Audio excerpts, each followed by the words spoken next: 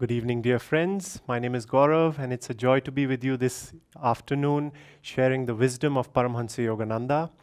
And last week Dr. Aditya spoke about the need of having a guru. And in that connection, I think he related a story which I want to share again, which was when once a man asked Swami Kriyananda. Swamiji was a disciple of Paramahansa Yogananda. And this man came up to him and he asked him, "Sir, do I need a guru?"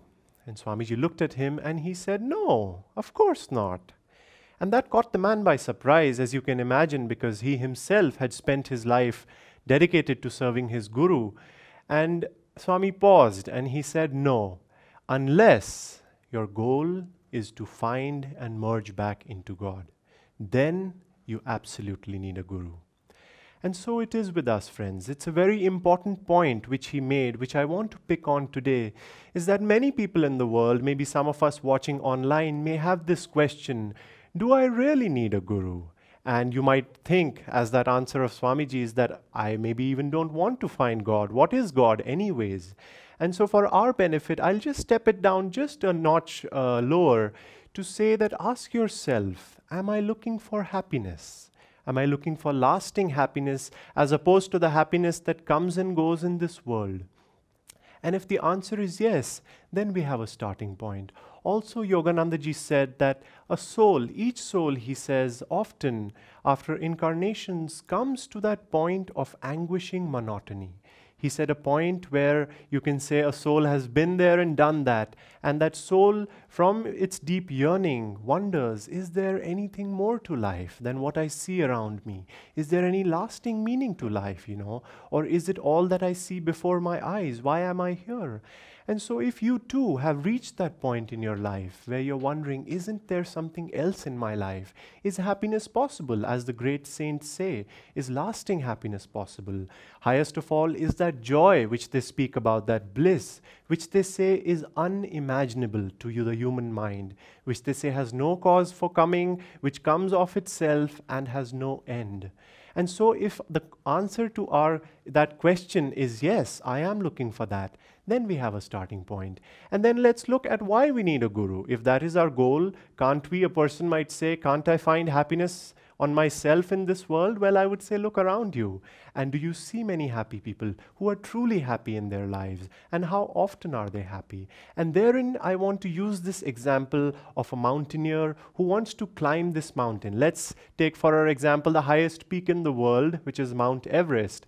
And when you or I want to climb that mountain for the first time, I think only an egotist would refuse the help of a guide, to climb that high mountain, fraught as it is with perils and ultimately death for one who is not careful. And herein lies the trick, because when we have a guide, let's say someone like Tenzing Norgay, the fellow who was the first to ascend the Mount Everest along with Edmund Hillary. Let's say we have him for our guide. He's the best guide there is. What is he do? What is his role? And a guide is one, very truly, who's been there, who's been to the top of the mountain and he comes back. As opposed to someone, now let's see on the spiritual side, a guru is one who's one with God, who's merged with the infinite, and he comes back, he or she, to help us along the way. As opposed to, I was saying, someone who's, let's say, just a magnetic, eloquent speaker on spiritual subjects, or let's say who's very popular with people. Maybe he speaks eloquently of that view from the top of Mount Everest, but maybe he's never been to Mount Everest. So a guru is one, a guide is one who's been there and who comes back to help us. Secondly, a guide is one who not only inspires us, because what good would it do me if I want to climb that mountain and all that guide does is inspires me all day long and says, "Oh, I have total faith in you, you can do this, it's not much, you can do it." Well, what practical good does it do me just to hear his inspiration? No, what he does is he gives me tools. He knows the shortcuts. He tells me the techniques. He says, wear that shoe, don't carry that bag, let's take this route, prepare in this way, carry that rope. So he's very practical. He knows the techniques. And therein lies the help of the guru, that the guru also not just inspires us to reach that great goal of bliss. But he gives us techniques. He tells us, because having traveled that same path himself, he knows what the pitfalls are. He knows what attitudes will work and what won't work. He knows specific techniques which will help us go in that direction of everlasting joy. And that is where his help is priceless. One more thing, what happens when we go on that mountain path? We slip on a rock, we fall, as we do in life as well. But a guide, because he's walked that path before, can help us, can pick us up. If we have a big burden on our backs, he can probably carry it for us, because he probably doesn't have much of his own. And likewise happens in life when we have a guru, a true guru, a sat guru, is that the guru can lighten that load, that bag of karma for us. Not any ordinary man or any, like I said, eloquent speaker, someone versed with the Shastras. Not any man can do that. But a guru can do that, just like a wealthy father whose son, let's say, has ran a huge debt, can easily pay that debt off on behalf of his son. And so does a guru, can clear our debt of several incarnations with his spiritual power. What else happens when we are on that mountain path? Sometimes what happens is that we go a certain distance on the path, and then a fellow climber we see, and he comes and says, "Oh, but what are you doing? That guide of yours is wrong. He's taking you by a hard path, And perhaps you look at him and say, "Yeah, he does look a little stressed out than me." And you maybe are in double mind. But friends, remember that when you are trying to attract a guru, or let's say when you've found a guru, a true guru, it's very important to stick to that path, because heeding that fellow climber's advice, he whom himself has not climbed to the top, can be fatal for us. You can die on a mountain top. And on the spiritual path also, Yogananda ji said, in the beginning of the path, yes, you try out few spiritual paths, you see which one you feel an affinity towards, but he said after a while, you need to settle down and choose a path. Otherwise, he said, you can suffer from spiritual indigestion, from reading too much, for dabbling too much in too many different paths. And one other point I want to make is that a guide who's taking you on this mountain, cannot walk that path for you. He can, hold your hand, take you up, he can pull you by a rope, he can push you, but he cannot make you put that one foot in front of the other. And anyone, and likewise in the world, a true guru will not do the work for you. He will be of tremendous help to you, and he will take you to the infinite. He will take you to that everlasting joy, but he cannot walk that path for you. And just so be aware again that someone in the world, if he seems like a guru and he seems too fantastic a guru, promises to do all the work for you, just be a bit careful that maybe something is off there. And people often ask when they are looking for their guru, they say, I feel attracted to this particular saint, but he's left his body, can he still be my guru? He's not living physically. And Swamiji would often say, absolutely.